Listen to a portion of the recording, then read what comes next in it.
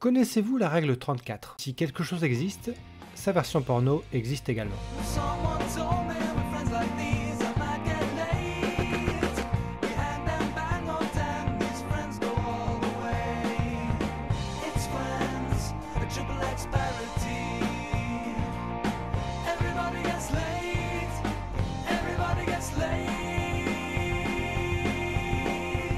Qui dit parodie dit plaisir intense du rire.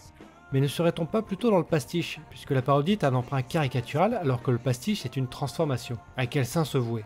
On ne sait plus vraiment, mais en tout cas parlons parodie de série. Et pour remplir ses bourses, Hollywood a une option, la franchise. La franchise est le fait de décliner une marque partout où c'est possible. Mais il y a mieux. Contourner cette option en allant emprunter gratuitement et se faire du blé dessus. C'est légal. C'est l'article du Code de la propriété intellectuelle L122.5.4. L'auteur ne peut interdire la parodie, le pastiche et la caricature de son œuvre compte tenu des lois du genre.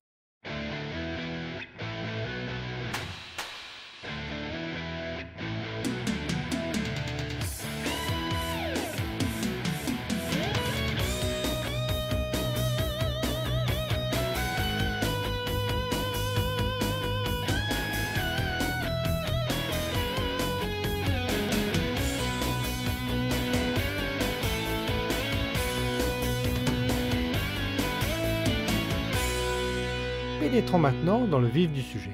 Le porno parodique est une version X d'un univers célèbre. On en rit d'abord de voir Homer et Marge nus comme des vers avant de se demander si on regarde ça pour en rire ou pour déclencher en nous quelques kinks. C'est de la curiosité perverse et c'est tout à fait humain. Mais prenons le sujet par derrière. Est-ce que la parodie est réussie? La réponse est le plus souvent oui. Généralement, la parodie reprend les codes de la série avec les personnages caricaturés. On reconnaît aisément l'esthétisme de l'univers choisi. Ce n'est pas simplement des scènes de sexe, encore que. Le genre porno prend le dessus pour des scènes très longues, trop longues. C'est avant tout le business qui prend le dessus. Ce n'est pas un pastiche coquin, c'est vraiment du. Les parodies durent pas loin de 2h30 avec au mieux 25 minutes de vraie fiction. Et d'ailleurs, cette fiction n'est pas un mauvais coup. C'est souvent bien fait et parfois drôle. The nurse called it a nervous breakdown. I don't know what came over me. I couldn't stop crying. Truth is, everything felt better once Finn walked in. I'm just a silly whore. Nothing like the girl next door. If only I could change in any way. Well, I couldn't sleep this morning 'cause the chick I'm with is horny, and I don't think that I'll make it on time. When I go to grab my book, she gives me a look, so I jump back into bed and watch the bus fly by. It's no good, this ain't Saved by the Bell. If you wanna be with Zach, then you better have a rack and a smoking little ass that's nice and tight. One girl Sunday, happy days. Two girl Tuesday, happy days. Threesome Friday, happy days. The chicks are fine, they'll blow your mind. They're ready to jump on you. This ain't no happy days. It's triple L. This ain't no happy days. It's triple L. Goodbye, good girl. Hello, whore. You're giving it up, then you beg for more. You feel so tight, it won't be long before we're grinding to this song. Mais arrêtons les va-et-vient dans le sujet et sortons les gros exemples. X-Files, ma série de cœur, est devenue Sex-Files avec des acteurs tentant d'être des sosies un peu fauchés. Ce cas est intéressant car on le sait, la série a mis en lumière le shipper. Cette tendance qu'ont certains fans de croire que les personnages principaux d'une série doivent impérativement se rapprocher intimement. Mind-numbingly. Skinner wants to see us in his office. You say what about? No, but he said it was urgent.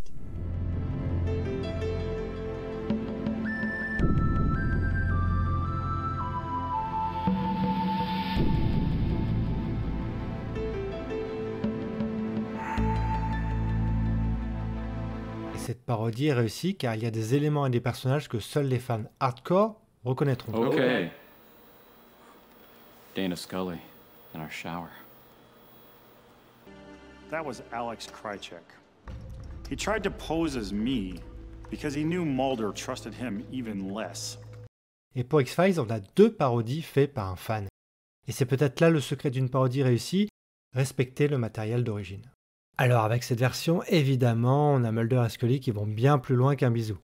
Le fantasme du fan est donc assouvi en quelque sorte. I came by because I want to say sorry for the way I've been treating you lately. Outre la curiosité, c'est donc souvent un détournement des codes de la série visée pour en appuyer le propos. Souvent, nous aurons donc des personnages qui auront des rapports entre eux sans que la série n'ait une fois évoqué la possibilité qu'ils se rapprochent dans la série mère. On est donc bien dans du pur fantasme qui passe bien au-dessus le simple fait du genre. How was yours? Oh, you know, we just sat around sipping drinks, talking girly stuff. I mean, what do you think? We had a greased up firefighter dancing around the living room or something? Hey, I'm just asking. I don't know, but I had the weirdest dream with your mom last night. La fête à la maison est devenue... Ah non, cette photo n'est pas du tout tirée d'une parodie, mais bien d'un téléfilm racontant les coulisses de la série. Mais c'est à s'y méprendre. Et du coup, c'est très déplacé. L'amusement de voir des personnages pastichés ne dure qu'un temps. Si X-Files a réussi à titiller le fan, les autres titres ont fait souvent le strict minimum. Big Bang Theory tente de recréer de la sitcom bas de gamme. Hey! Oh. Oh, hey guys. Where are you two headed? Hi, Penny. We're just gonna head downstairs to the comic store. Oh, yeah. Sounds like fun. Dracula must be doing a signing or something. Dracula is nocturnal. Therefore, he would not be able to attend any public events before dusk. Yeah, there's that. And then the whole not being real thing. Damn it! Sarcasm. Buffy a un semblant d'histoire de vampire. Not a scream, not even a whimper. I must be losing my touch. You're about to lose more than your touch, like your face. From Buffy, the Vampire Slayer.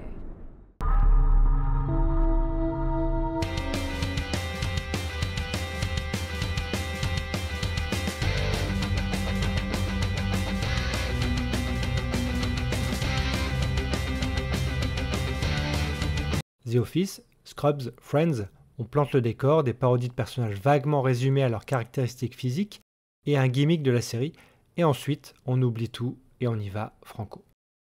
Parfois, on ne prend pas la peine de définir des relations entre les personnages. C'est à la limite de la parodie. Tous les personnages y passent. Toutes les combinaisons sont possibles. Du moment que deux personnages sont dans une pièce, c'est parti. La plupart des séries sont reconnaissables par leur esthétisme. Pour la parodie, on mise à fond sur les costumes les plus marquants. Et comme ces productions sont souvent fauchées, c'est du cosplay bas de gamme. Si pour Big Bang c'est plutôt réussi, tout comme pour Friends ou Scrubs, quand il faut parodier des univers très identifiables, on frôle l'étrange, le malaise, la gêne. Prenez Bob l'éponge. You want me to do what, SpongeNob? Give me a sponge baby, Sandy. Well, I'm not totally opposed to having a baby with you, but I gotta tell you, eating our young runs in my family. Alors il n'y a pas que ça, il y a eu les Schtroumpfs, et on revient dessus, les Simpsons. I'm getting on down to South Park, having lots of sex, good times. I'm getting on down to South Park, gonna get some hoes in line. Mais encore une fois, les fantasmes sont assouvis. Ils sont même allés jusqu'à aller chercher des vieilles séries comme La Croisière s'amuse, Madame est servie ou Arnold et Willy, et même les Golden Girls, pour des fantasmes un peu différents, j'avoue. Ils sont même allés chercher des séries un peu moins connues, comme Big Love, Homeland, et même Nurse Jackie. Alors, curieuse, fidèle et drôle, opportuniste, la parodie est une enveloppe qui permet du contenu hautement identifiable avec un autre contenu clairement loin de pouvoir se renouveler dans ses propres codes. Alors on s'offre un univers, des personnages, ensuite, c'est parti pour là, dans le...